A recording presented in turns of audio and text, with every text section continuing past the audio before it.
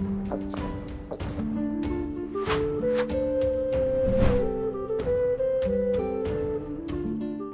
Moin, hallo und herzlich willkommen zu einem neuen Video hier auf meinem Kanal. Und heute gibt es hier eine Runde Shakes and Fidget. Wir befinden uns auf dem Beta-Server, denn auf dem Beta-Server ist heute der Pestdoktor erschienen. Der Plague-Doktor ist draußen und ihr könnt ihn testen. Bis zu 2500 Spieler können dort auf dem Beta-Server dran teilnehmen. Die schnellsten kommen rein und der Rest, ja, hat halt leider Pech gehabt. Wir werden ihn heute zusammen mal ausprobieren, uns unsere erste Meinung dazu bilden. Ich werde euch zeigen, wie er auch animiert ist, weil die Fähigkeiten kennt ihr ja schon einigermaßen. Wir werden heute nochmal im Detail drauf eingehen und wie das Ganze dann in-game am Ende des Tages dann aussehen wird. Deswegen würde ich sagen, schnacken wir gar nicht lang rum und wir kommen direkt hier zum Gameplay. Da ist er schon, der Plague-Doktor, ja, hat nichts mit Zahnstein zu tun oder sowas, ja. Haben wir hier am Start, das ist hier seine, ja, sein Icon sozusagen, wie er dann halt eben auch aussieht, hat hier so einen kleinen Dolch in der Hand und halt eben so eine kleine Gift-Potion, ja, das kennen wir ja schon von dem Vorschau, ja, Bild vom Plague-Doktor, deswegen würde ich sagen, ja, machen wir mal Plaxe, ja, keine Ahnung, ob das so richtig geschrieben ist, so, Beta-Account, ist ja auch egal. Code braucht ihr nicht benutzen, der läuft, nachdem er einmal hier eingegeben ist, ab. Und ja, da wurden wir auch schon gekickt. Kleinen Moment, ich werde mich nochmal versuchen, kurz einzuloggen. Okay, anscheinend sind wir jetzt drin. Ja, wir haben 40k Pilze, 20k Hourglasses und genau, sind Stufe 500. Ja, und nochmal direkt freigeschaltet, sehr cool. Ja, wir sind Stufe 500, ist okay. Ich glaube, man kann 600, 500, 400 und 300 sein, also wir sind im etwas höheren Levelbereich. Wir werden mal gleich eine Gilde suchen. Das sieht so aus, als ob hier ein paar Plague-Doktoren schon drin wären. Deswegen gehen wir hier einfach mal rein, ja, und gucken uns das Ganze mal an. Gucken, ist hier schon jemand fleißig am Chatten? Nö, ist noch keiner drin hier. Okay, ja, also zuerst, was wir natürlich mal uns anschauen werden, sind die Fähigkeiten, ne? Und zwar geht es hier los mit der Klassenbeschreibung. Ich weiß gar nicht, auf Deutsch kann man das, glaube ich, hier nicht stellen. Ne, hier ist keine Weltkugel, das heißt, wir müssen versuchen, das so gut wie möglich auf Deutsch zu übersetzen, ja. Also der Plague-Doktor, Hauptattribut natürlich Geschick, ist ganz klar. Dann haben wir hier so einen kleinen Vortext, der ist aber jetzt nicht weiter relevant fürs Gameplay, das ist einfach nur, was der Plague-Doktor so in seiner Freizeit gerne tut, mit giftigen Tinkturen um sich schmeißen und sowas und so weiter und so fort. The always carry a arsenal of toxic Tinkturen, also haben immer, ja, giftige ja, Potions bei sich, also so ne, Flaschen, die sie werfen. Wenn ein Gegner nicht vergiftet ist, hat der Plague-Doktor eine 55%ige Chance, eine Tinktur auf den Gegner zu werfen, ja. Der Wurf an sich macht alleine schon Schaden. Das heißt, wenn er die Flasche auf den Gegner wirft, macht das schon an sich Schaden. Ja? Also direkt Schaden, immediately. Also macht beim Wurf der Flasche schon direkt Schaden am Gegner. So, ne? Während die Tinktur dann einen Effekt über die folgenden Runden dann haben wird. Ja, diese werden wir dann jetzt auch noch gleich eingehen. Es hängt davon ab, welche Tinktur halt eben geworfen wird. Davon hängt halt eben die Ausweichchance ab, der Schaden, der gedealt wird und halt eben die Länge der Dauer der Tinktur beziehungsweise halt eben des Buffs beziehungsweise Debuffs für ja, den Gegner. Genau, dann haben wir hier einmal ja, über experimentelle Doping-Versuche, die oftmals fehlgeschlagen sind, hat denn der Plague-Doktor doch noch erfolgreich geschafft, eine dauerhafte Erhöhung der Attribute von 1,11% zu erlangen, während er Equipment anhat, sozusagen.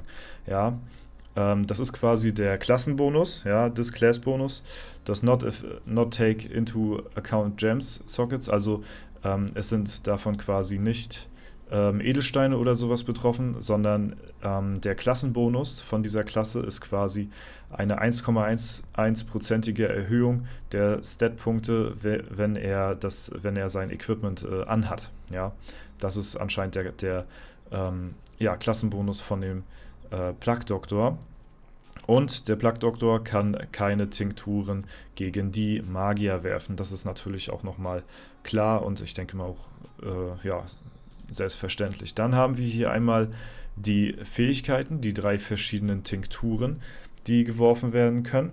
Ja, hier haben wir das nochmal zu stehen, hat eine 55%ige Chance, eine Flasche zu werfen, wenn der Gegner nicht vergiftet ist. Ne? Der Schaden macht direkt Schaden, wenn die Flasche, ja, das hatten wir eigentlich hier alle schon zu stehen. Genau, das haben wir schon soweit im ersten Part schon gelesen. Wir kommen einfach mal zu den wichtigen Dingen. Und zwar haben wir hier einmal, ja, ich sag mal, die rote Tinktur, die er werfen kann. Da haben wir einmal eine Rundenlänge von einer Runde. Dabei macht der Plague-Doktor 33% mehr Schaden und hat dabei eine 40%ige Chance auszuweichen. Das Ganze hält nur eine Runde. Ja. Dann haben wir hier einmal die gelbe Potion. Wenn die trifft und triggert, hält die 2 Runden. Okay. Der erhöhte Schaden liegt bei 0%, aber die Ausweichchance dabei liegt bei 50%. Okay, das ist Potion Nummer 2. Und dann haben wir hier einmal die grüne Tinktur. Diese hält ganze 3 Runden. Der dabei verursachte Schaden geht um 10% runter. Ja, dafür wird aber die Ausweichchance auf 60% erhöht. Okay, also das sind so die 3 Potions, die der Plague-Doktor werfen kann. Ist natürlich auch nochmal wichtig zu erwähnen, dass diese Tinkturen geblockt werden können von Kriegerschilden oder ausgewichen werden können von Kundschaftern zum Beispiel. Ja.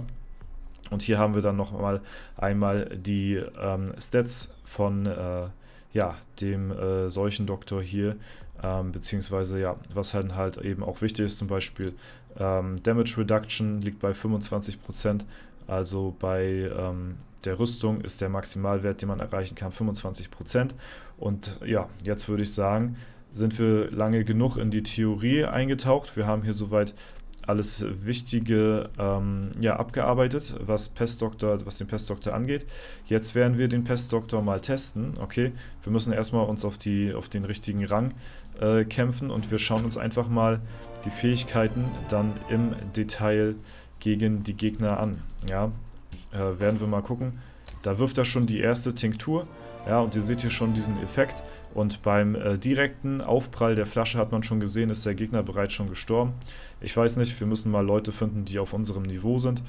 Da gehen wir am besten mal in die Ehrenhalle rein und kämpfen mal gegen einen Plague-Doktor. Ja, so, da sehen wir das direkt. Er wirft eine grüne Gift-Potion so. Hier hat man jetzt gerade den Dot-Schaden gesehen, er konnte ausweichen. Hier sieht man den Schaden, der jetzt halt über die grüne Gift-Potion über 3 Runden halt hält. Ne? Wenn diese halt hält, sieht man hier oben so einen Schleim, der pro Runde immer weniger wird. Der signalisiert quasi mehr oder weniger, dass, ja, wie lange diese Runde noch hält. Ich mache mal vielleicht den Sound noch ein bisschen höher. So. Und ihr seht halt beim direkten Aufprall, verursachen die Potions halt direkt Schaden, ne? Wie man das jetzt hier unschwer erkennen kann. Und dann sieht man halt eben einfach, dass die Schadens, beziehungsweise dass der Dot-Schaden, also der Damage over Time Schaden halt eben einfach dann da ist, solange halt eben diese Potion hier aktiv ist und die Buffs halt eben gelten, die ich euch eben gerade vorgelesen habe. Ja? So sieht das Ganze aus, so funktioniert der Plague-Doktor. Ist eigentlich ein ziemlich cooles, ja, eine ziemlich coole Klasse so an sich, wie ich finde. Die Fähigkeiten gefallen mir eigentlich sehr gut. Ja, und was jetzt hier die beste Potion ist, kann ich euch jetzt hundertprozentig natürlich jetzt noch nicht sagen. Die grüne wirkt auf jeden Fall sehr gut, weil die hält erstmal schon 3 Runden. Ne? Man macht natürlich ein bisschen 10% weniger Schaden, wie wir gelernt haben, aber wir haben halt einfach eine 60%ige Ausweichchance. Ne? Bei der roten war der Damage natürlich erhöht, aber die hält eben auch nur eine Runde. Und ja, bei der mittleren haben wir halt einfach so, ja, einfach nur erhöhte Ausweichchance, aber halt eben für 2 Runden halt eben. Plus darf man halt nicht vergessen, den Dodge-Schaden, der halt jede Runde eben auch noch mit dazu kommt. Ja, ich hatte mich gefragt, als der Pestdoktor released worden ist, okay, wie wollen sie es machen? Ne? Wie wird das Ganze jetzt umgesetzt? Mit dem auch Damage over Time Schaden haben die dann nur eine Gift-Tinktur oder sowas. Jetzt haben sie es halt eben so ähnlich gemacht, sag ich mal. Es ist ungefähr vergleichbar mit dem Nekromanten, der ja auch eine 50-prozentige Wahrscheinlichkeit hat, eine von seinen 3 verschiedenen Fähigkeiten überhaupt erst zu casten. Ja, und wenn diese gecastet sind, können die halt eben auch geblockt oder ausgewichen werden. So, ne? Hier haben wir halt eben eine 55-prozentige Chance, eine von den 3 Tinkturen hier zu werfen. Und je nachdem, welche halt eben kommt, die können halt eben auch geblockt und ausgewichen werden, erscheint halt eben die jeweilige Fähigkeit auf dem Gegner. Ja, ist es halt eben die rote, ist es nur eine Runde, dafür haben wir aber mehr Damage und eine 40-prozentige Ausweichchance.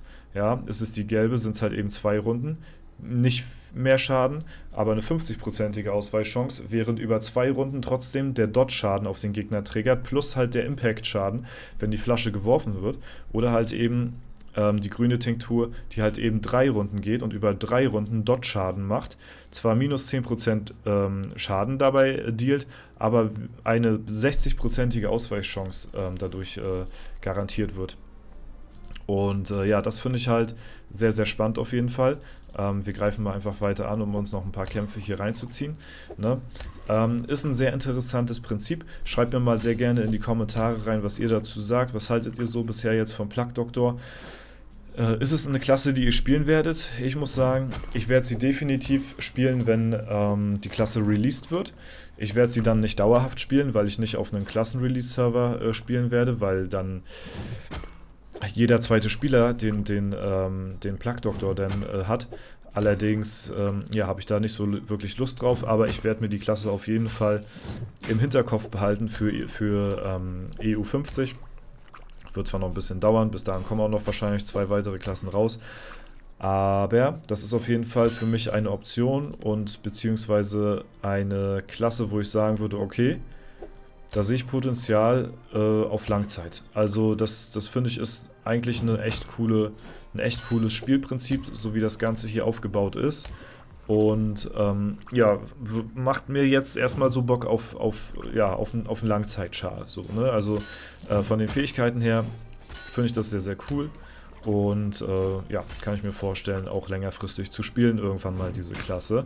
Wir werden sie aber nichtsdestotrotz natürlich weiterhin testen, sowohl hier auf dem Beta-Server, als eben auch, wenn die Klasse live kommt und halt eben auf Live-Servern dann released wird. Ne? Aber so an sich gefällt mir das wirklich sehr, sehr gut. Und ja, ich bin auf eure Meinung sehr gespannt. Ich denke mal, wir haben jetzt hier erstmal einen guten ersten Eindruck bekommen, wie die Klasse so funktioniert. Ja, ich denke mal, dass so, keine Ahnung, in Dungeons irgendwie, gucken, haben wir hier einen relativ schweren Gegner, der trotzdem noch machbar ist. Gut, müssen wir vielleicht mal in die Lichtwelt gehen. Also ich glaube, ja, die Klasse wird halt ziemlich OP werden. Es ist mal wieder eine Klasse, die geschicktechnisch natürlich sehr stark ist. Geschickklassen sind sowieso Meta vom Ding her irgendwie, also Geschickklassen sind schon richtig, richtig stark auf jeden Fall. Und ja, ich denke mal, dass diese auch, wenn diese released wird, auch an sehr hoher Beliebtheit ja, gewinnt. Und ja, die Geschickklasse ist auch das Einzige, was mir auch noch fehlt. Ich habe 2 Kriegerklassen und einen Magier, wie ihr vielleicht wisst, den ich nicht dauerhaft spiele. Geschick fehlt mir noch als Attribut, deswegen passt das auf jeden Fall. Und ja, ich denke mal, da gibt es jetzt erstmal nichts weiter zu sagen. Mal gucken, ob Balancing technisch noch irgendwas passiert, beziehungsweise ob die Community da noch irgendwas dran auszusetzen hat irgendwie. Und dann werden wir schauen, wie es mit dem Pestdoktor so weitergeht. Ne? Bis dahin war es das soweit von mir. Wenn es euch gefallen hat, lasst gerne eine Bewertung, Kommentar dazu da. Wenn ihr dazu mehr sehen wollt und mehr hören wollt, dann lasst es mich auf jeden Fall wissen. Oder wie euch die Klasse selbst gefällt. Ja, werdet ihr sie spielen? Werdet ihr sie nicht spielen? Ist das Spielprinzip was für euch? Schreibt es mir sehr gerne in die Kommentare, würde mich sehr interessieren. Das war es soweit von mir. Ich wünsche euch noch einen super schönen Tag. Vielen Dank fürs Zuschauen. Haut rein und bis zum nächsten Mal.